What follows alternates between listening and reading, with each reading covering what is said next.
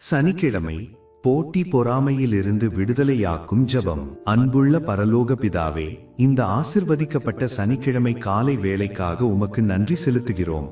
இந்த வாரம் முழுவதும் எங்களை பாதுகாத்து வழிநடத்திய உமது கிருபைக்காக ஸ்தோத்திரம்.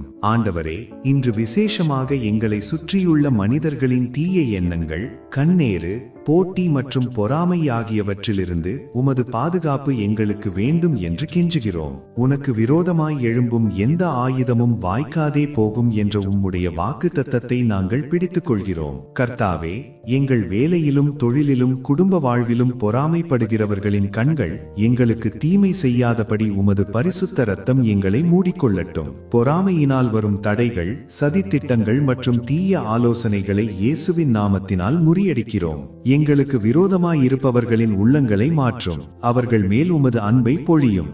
எங்களுக்கு பதிலாக நீர் யுத்தம் செய்து எங்களை உயர்த்தி எங்கள் பகைவர்களின் கண்களுக்கு முன்பாக எங்களுக்கு ஒரு பந்தியை ஆயத்தப்படுத்தும். இந்த வாரம் முழுவதும் நாங்கள் பெற்ற வெற்றிகளை நீர் பாதுகாத்து புதிய வாரத்திற்குள் சமாதானத்தோடு எங்களை வழிநடத்தும். இயேசு கிறிஸ்துவின் இன்ப நாமம் வழியாக வேண்டுகிறோம் நல்ல பிதாவே, ஆமேன். இன்றைய பாதுகாப்பு வாக்குத்தத்தம்.